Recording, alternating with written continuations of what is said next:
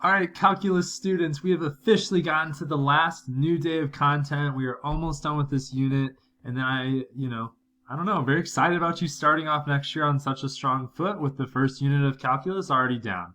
And so the last thing that we are going to talk about is what you see here called the intermediate value theorem. And for short, we like to call that the IVT. You'll see below in your notes that you have a lot of words, right, that describe what the intermediate value theorem is. We'll get to that in a second, but I want to demonstrate first using a graph. And so let's say we have two x values, a and b, and then of course our graph is defined at each of those x values. And so let's say a is defined at f of a, b is defined at f of b up here. Perfect. Right? That's all we know. We know that these 2 points exist. They are on our graph. But that's it. In between these points, my graph could look like this. It could look like this, just going directly between the points. It could look like, literally anything. I have no idea. The one other thing that I do know, and it tells me this down here, is that this function that I am dealing with is a continuous function. And we know, based on what we talked about last week, when we were talking about different types of discontinuities, we know that a continuous function does not have holes, it does not have any jumps, and it does not have any vertical asymptotes. We should be able to trace our entire graph without picking up our finger if it is continuous. And so when we're looking at our notes right now, and again, when I'm drawing something between these points, I can continue drawing it without picking up my pencil. I know that that is true. All right, and I'm just going to say my graph looks like this. What the intermediate value theorem tells us is that for every single y value that falls between f of a and f of b, it is going to be accounted for somewhere on my graph. In order to get from this point to this point, I have to cross through all of the y values in between because my function's continuous. I have to cross through all of these y values. For example, let's say f of a was 2, maybe f of b is 6. And let's look at some value y between those two. How about 4?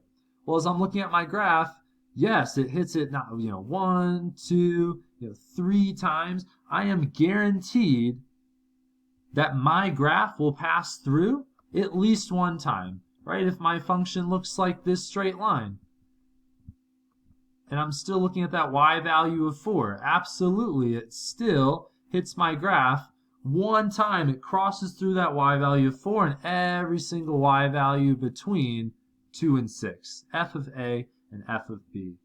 That is the intermediate value theorem.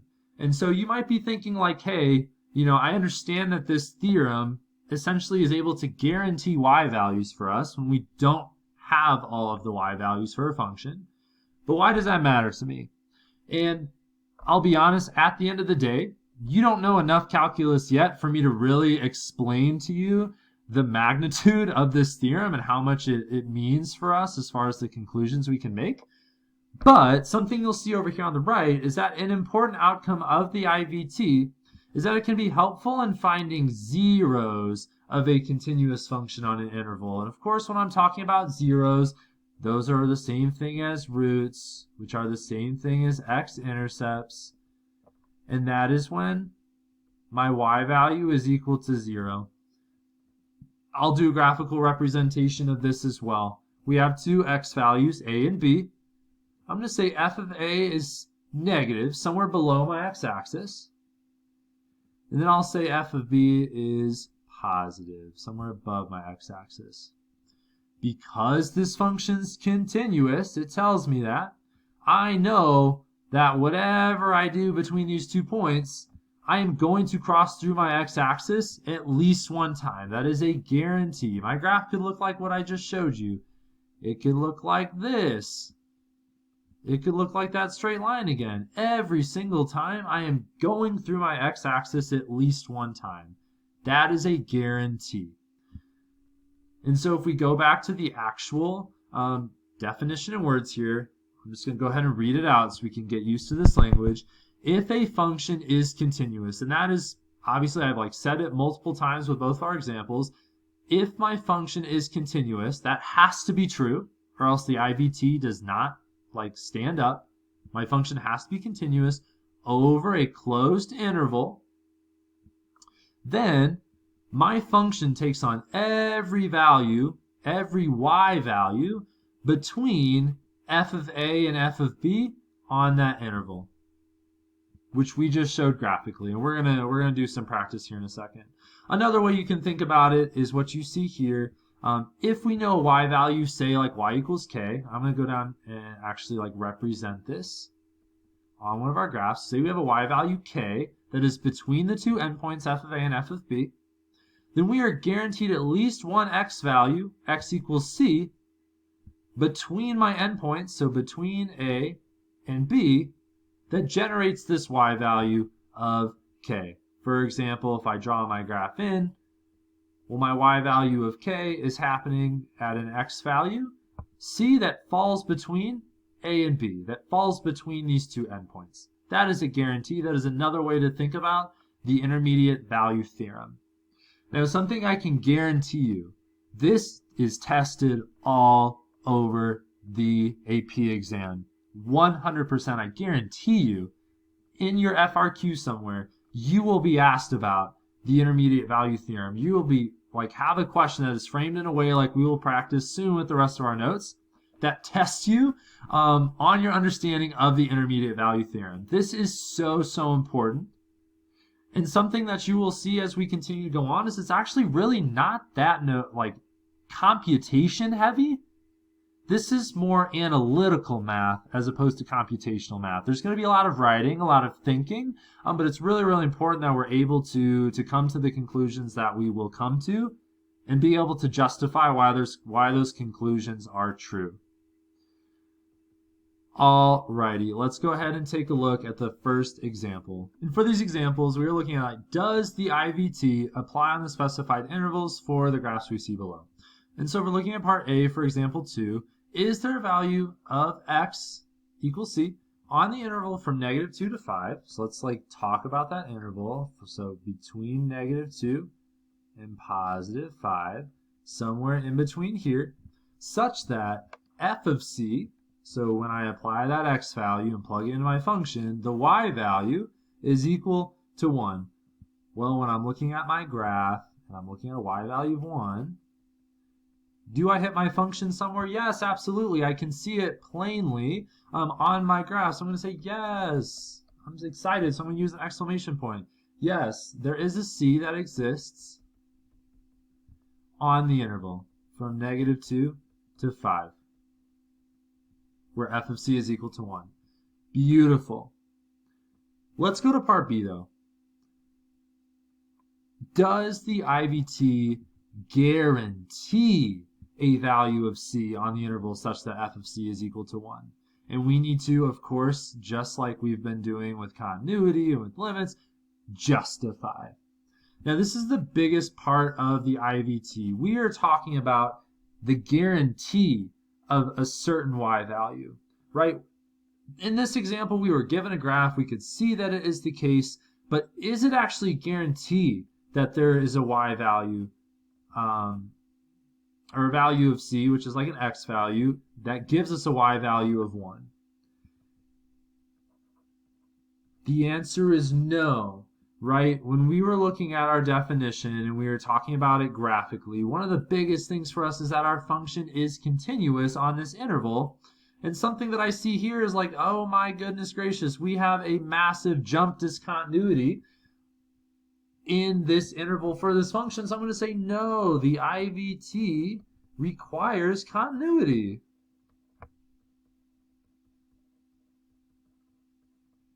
On this interval from -2 to 5 included, and f of x, this function I'm dealing with, is not continuous. So this is an example where we would not be able to use the IVT to like guarantee a value of c such that f of c equals some number. Okay? And when you are doing problems, you cannot just assume that a function is continuous. You either need to be able to use your like math knowledge to know that a function is continuous, and we'll see examples of that. Or if it doesn't tell you, like you're kind of out of luck. You can't just assume and say it is if you don't have mathematical basis for it. So let's go on to the second example. Part C, is there a value of x equals c on the interval from 1 to 6? So if I'm looking from 1 to 6, such that g of c is equal to 3. Well, I'm looking at a y value of 3, and I'm looking in this interval. Does my function hit that at all? Nope. Wow, that's kind of a bummer. Sad. But you're saying like, hey, in our last example, we were talking about continuity, and if I'm looking at this graph, I can trace it, and it is 100% continuous. So why doesn't the IVT guarantee a value of x? When I plug it in, it's going to equal a y value of 3. Well, let's talk about it. Something else that we mentioned that needs to be true is that the y value that we are talking about being guaranteed needs to fall between the two y values from my endpoints, f of a and f of b. When we are thinking about what, in this case, since we're talking about the graph of g of a and g of b, and that's coming from my interval, g of 1 and g of 6, my y value needs to fall between those two in order for it to be guaranteed. And so if I'm looking at g of 1, I go to my graph, it looks like g of 1 is like, I don't know, 1.5. G of 6 looks like it's down here at -1. So that means I can only guarantee a y value that's between -1 and 1.5.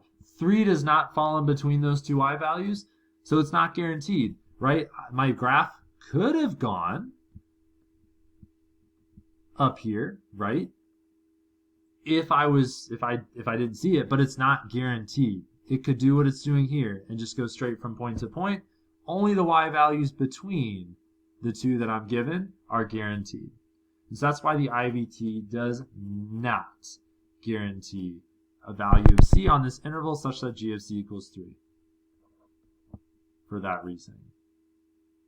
Okay, let's go ahead and sum up the three things that need to be true in order for us to apply the intermediate value theorem, the IVT.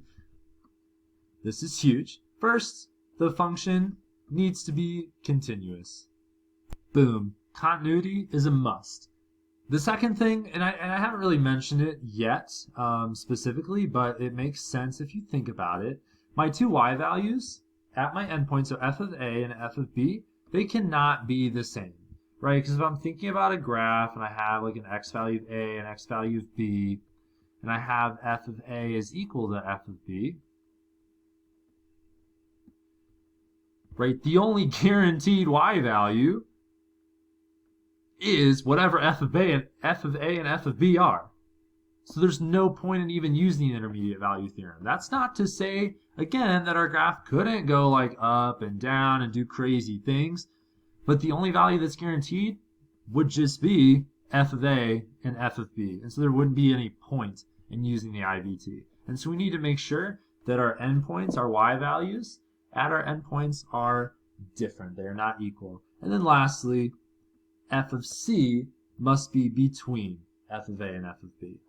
Okay, and so if we're thinking about where these two examples that we just did kind of fell apart in the way that like we could not apply the IVT, was for the first one, right, our function was not continuous over the interval. And so that is hitting on this first piece that needs to be true. Well, it wasn't true. And so automatically I knew I could not apply the IVT.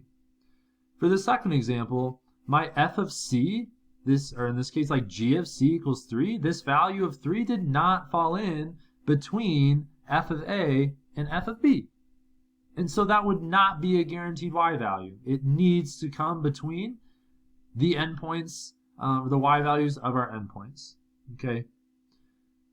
Let's actually do a couple examples where we can apply the IVT. And I have a couple. Well, actually, this looks like a lot, but it's just a couple.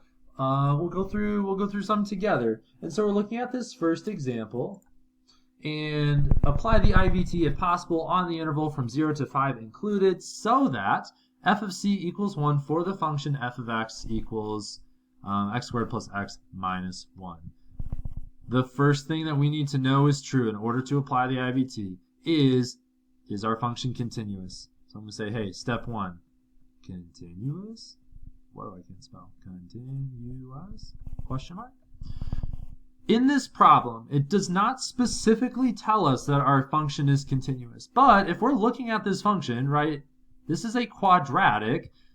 When have we've been dealing with quadratics for years now, and has a quadratic ever had a hole or ever had a vertical asymptote or a jump discontinuity? Like, this is a polynomial. No, of course not. Polynomials are always continuous. And so I know, based on this function, because they gave it to me, that yes, f of x is over the interval from 0 to 5. Great. Let's move on to the second thing we need to check.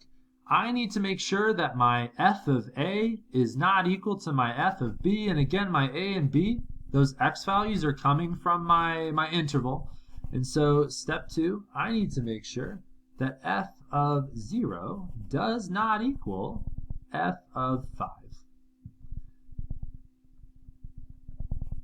When I plug in a 0 for x, I get 0 plus 0 minus 1, so that's f of 0 is negative 1. When I plug in 5 for x, 5 squared is 25 plus 5 minus 1.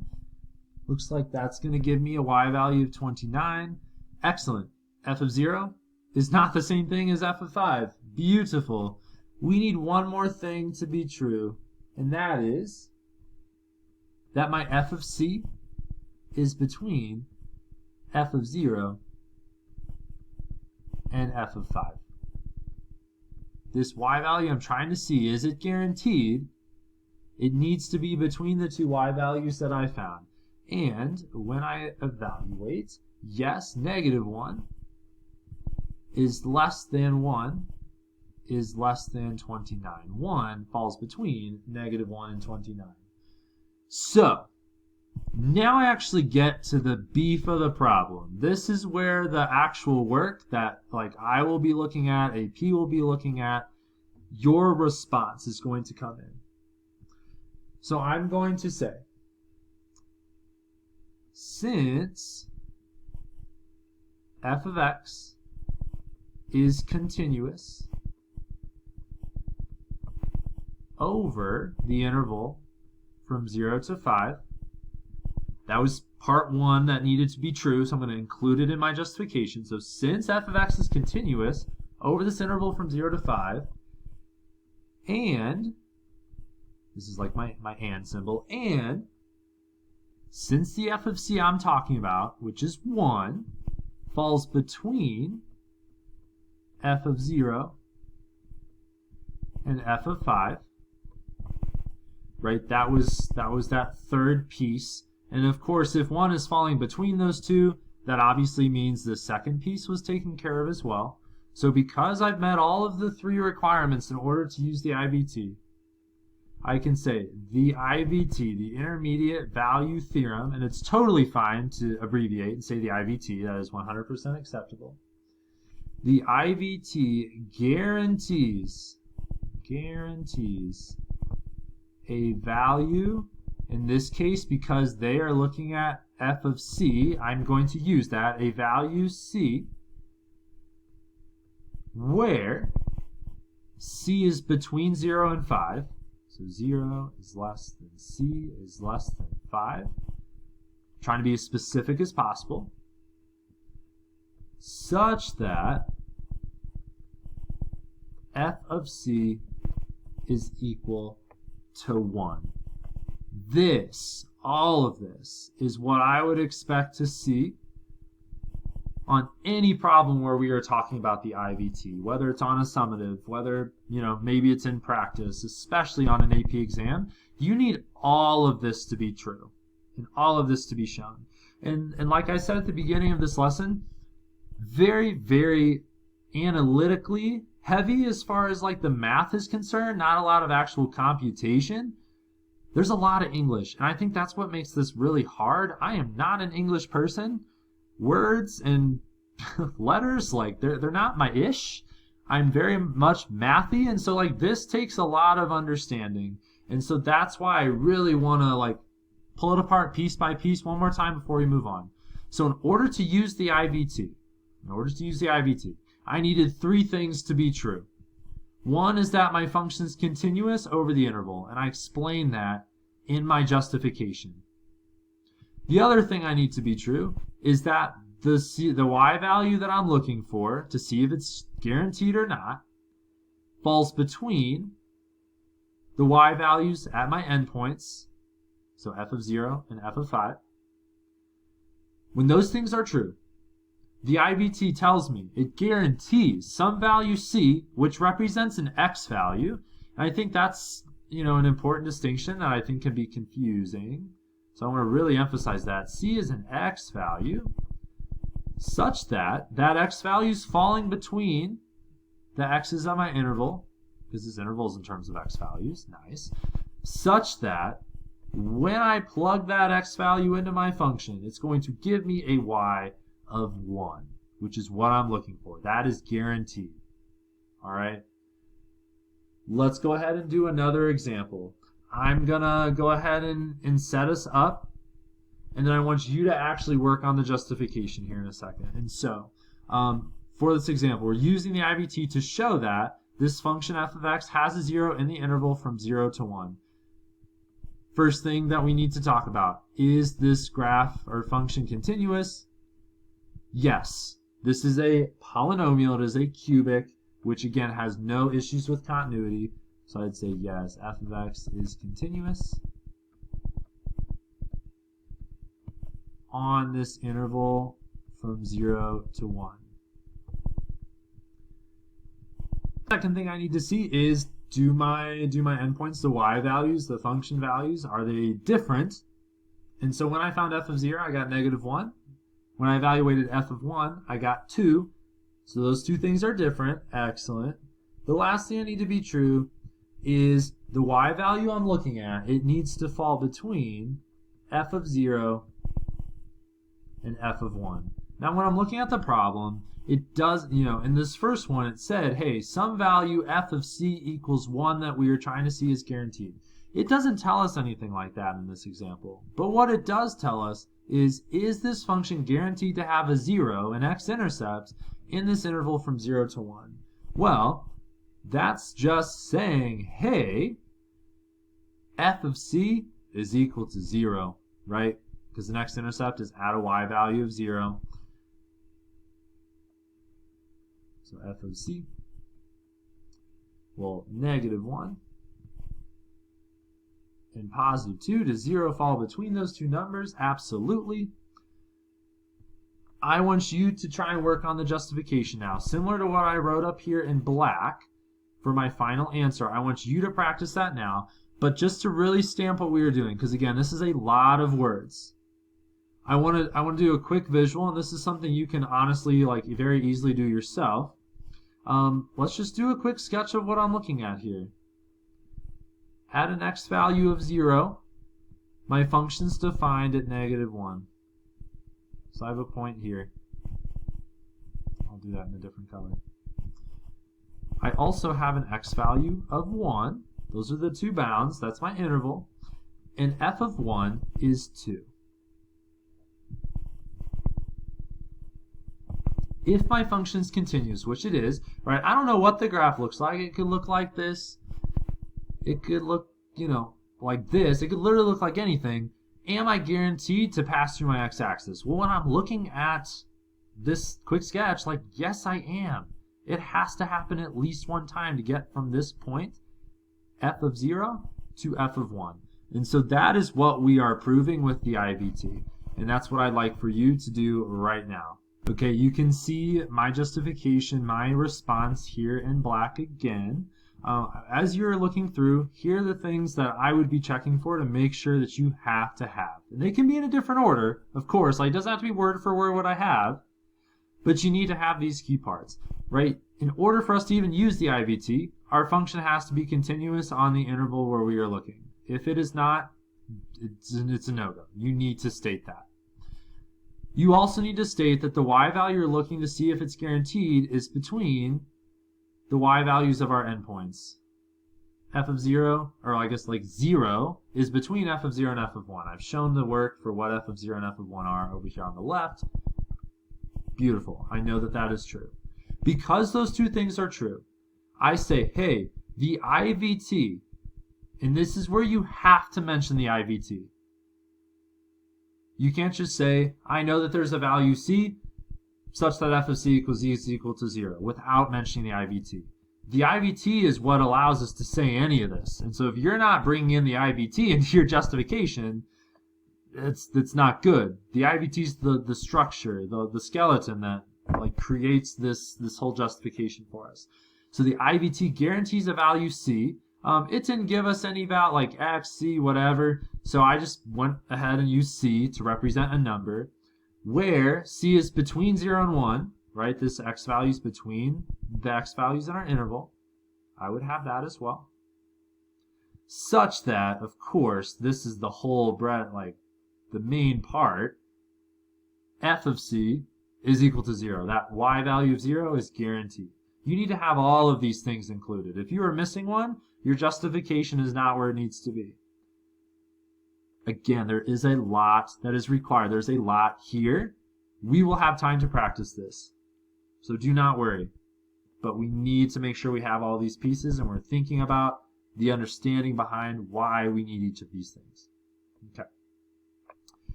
Let's try another one. It is incredibly common to see the IVT being brought up in a table where you are given a function represented in a table, as we see in example 5. This is actually a really good example for us to work on. If we're looking at this example, and again, the other thing I like about it is it's like a real world context.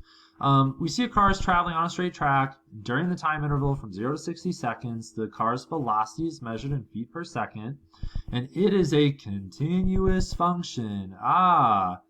I will tell you, in AP Calculus, if you ever are told about something being continuous, I would highlight it, I would underline it, mark it, annotate it. That will come into play at some point or another, like guaranteed. And of course, since we're doing practice for the IVT, and I know that's a part of the justification for being able to apply the IVT, it matters to me. So boom, already the first part, is my function continuous? Yes, it is. Table below shows selected values of the function where t, that's, you can think about t being our x values, v of t being our y's, and we see the table below here. Part A says, is there a time t between 0 and 60 seconds when the velocity is equal to -5? And so when I'm looking at my table, I'm looking at, hey, does -5, is it in between -20 and -30? No. Is it between -30 and -20? No. How about -20 and -14? No. It could be, right? Just like that whole thing. Like here and here, our graph could go down here before it goes up, but is it guaranteed? No. We need to know that -5 is between the two values, and ultimately we see that -5 falls between these two y values of -10 and 0. In order to get from -10 to 0, I have to pass through a y value of -5 for my velocity. And so these are the points that I am looking at. And again, the only reason I'm even able to look at this is because my function is continuous. Beautiful. The other two things, I need to make sure that the y values of my endpoints of my interval, so in this case we're looking like from 35 to 50. I need to make sure that v of 35 is not the same thing as v of 50. The nice thing about a table is they give you the values already. V of 35 is -10. V of 50 is 0. Those are not the same. And lastly, of course, we already talked about it because this is what helped us narrow it down. Does negative 5 belong or fit between these two y values? Absolutely it does. Let's do our justification. Okay, once again, you can see my justification here. We've already talked about the necessary components of a good justification, so I'm not going to go over that again. You can see those all here. There are two tiny details I do want to point out, though, because they matter. In this example, you'll notice I did not say since f of x is continuous on this interval, and since f of 35 and f of 50, etc., etc. Because we're not dealing with the function f here. We are dealing with v of t. And so when I am writing my justification, I need to make sure that that is the function I'm referring to. If you wrote f or g of t or h of t, like literally anything else besides v of t in your justification, no, AP will be upset with you. I will be like, what is g of t? I don't see a g of t anywhere in this problem. Like, how do you know that's continuous? You don't, because it doesn't exist. We are talking about v of t. Nice. The other thing, similarly, you'll notice I didn't say v of x, or down here when I say the IVT guarantees a value t, because we are talking about t. It tells us we're dealing with time t. And so I need to say a value t. I cannot say a value x or a value c. I need to be aligned with the context of the problem. And so I see a t, you know, etc., etc. That needs to be true. So if you wrote x, change it. All right, we're going to do one more example. You'll notice here I have kind of the sentence stem ready to go. Each of the highlighted portions are the things that you will change each time. And so I will like have that ready for you as well. This is what we've been doing the whole time. I'm going to have you... No, I'll get you started on this problem and then we'll talk about it together. When I'm looking at this problem, it's a little bit different from the others because it's asking us about the function h of x, and is there a value w such that w is between 1 and 6 such that h of w is equal to 0, but it's written or given to us in terms of g and f, and like those are the values that we see in our table. So that's a little interesting for me. First thing, again, is continuity. It's a little weird, again, but because it tells us that f and g are continuous, and h of x is made up of the functions f and g, h of x is going to be continuous. So that part's checked off. Now I need to go ahead and check my y values for my endpoints, which again, my interval, it's not written the same way it was above, but this is saying, hey, this w, this x, you know, it's essentially acting as an x value between 1 and 6. So I need to find h of 1 and h of 6. And it gets a little bit more tricky than we've done, but it's like certainly nothing we haven't, or did I say that right? It's nothing we haven't seen before. Like this is something I feel fully capable that we can do. So I'm just plugging a 1 in for x. Okay. Composition of functions. Oh my goodness. Look at that. Try one of PCH coming back to get us again. Always start with the inner function first. When I'm looking for f of 1, I'm looking at my f row, column for 1, and those intersect at 2. So f of 1 is 2, which means I'm looking for g of 2 plus 2. Same thing. Row g, column 2, g of 2 is negative 12. When I do negative 12 plus 2, I get negative 10. Nice. All right, and I went ahead and did h of 6 as well. If you want to go ahead and look at my work and check to make sure you understand how I got an answer for 30 for h of 6, go ahead and do that. And then the last thing we need to check is, does the y value I'm looking at, so is there a guaranteed h of w equals 0? Will the 0 fall between negative 10 and 30? It absolutely does, which means I'm ready for my justification now. I want you to try it before I show you mine. Let's go. Alrighty, my justification is here. One thing that you probably did not do, and I, don't fully expect you to have done this, but something that is necessary, is you'll notice that I didn't just say since h is continuous on the interval, I had to tell you how I got to that point, because it does not tell me in the problem that h is continuous. And so you'll notice I said, hey, since, or because f and g are continuous, so is h on the interval from 1 to 6, because h is made up of g and f. And then the rest looks pretty normal. Again, I might as well highlight, they're asking us about h, so I need to make sure I'm looking at h. They are asking us about h of w. I didn't say h of t or h of x or h of c. It is h of w. Otherwise, the rest of this is the same as it's been for the other problems. Alrighty, this is a lot. Let's go practice in Khan Academy.